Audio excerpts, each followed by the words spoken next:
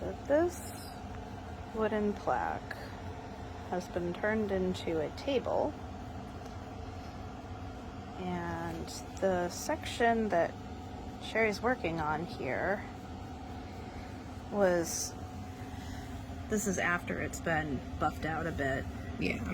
Basically, this was once hanging at a home or a temple or a shrine, and we think an incense burner or something metal that was swinging in the wind gouged out this section going all the way up to here.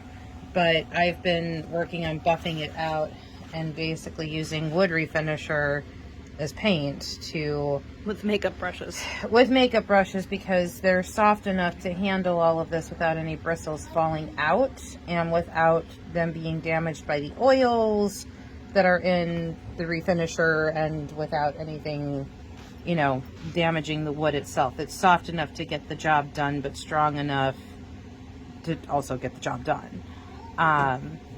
So I'm basically using a wood retoucher, basically kind of like paint. So like here you can see it's going on kind of with the thickness of paint. It has a lower viscosity, so you can actually still see the wood grain underneath. That's kind of the whole point, because this is wood finish and not paint.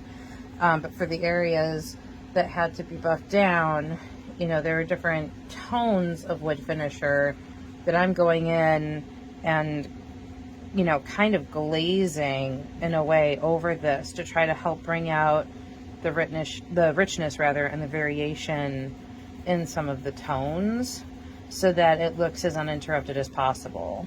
And the goal of this is not to hide the fact that it was ever scratched to begin with. The goal is just to reduce the amount of highly visible scratching. I don't care that this has lived a life before it came to us. It's part of the reason why we like it. Yeah, but what I do care about is having that scratching be so deep that over time it will, get worse, and it can damage, the inside of the wood or expose the inside parts of the wood to things that shouldn't be exposed to. Because it was naked wood with no finish over the top, and if that dries out, oops, phone call. But if it dries out, then the wood can crack. Yeah, and there are other parts where the wood has cracked, so we're trying to we don't want that to happen. That a bit.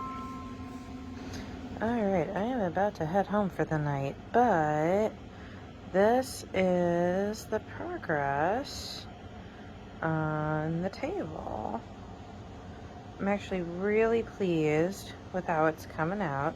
So I'm going to post a before shot, but there was scratching all in here, all up where my shadow finger is, all in here. There was some in here. There's some along, the edges here that you can still see. I haven't really started to fill in this yet. I've got some of these scratches down here filled in. Here, let me come down this way with a little bit of shade so you can kind of see some of these scratches run pretty deep. So I might actually do a tiny bit of wood filler, and then I'm thinking of doing a wood filler in here just so that we can kind of seal that up, make sure that there's, nothing bad getting in, no humidity or temperature changes that'll really, mess with it. Now, as you can see on the horse, let me zoom in here. So you can see that obviously the paint needs a little bit of restorative work here on the horse, and there's a couple of other areas a little further down the piece. Like there's, a big scratch here, so that's a wood touch-up and a paint touch-up.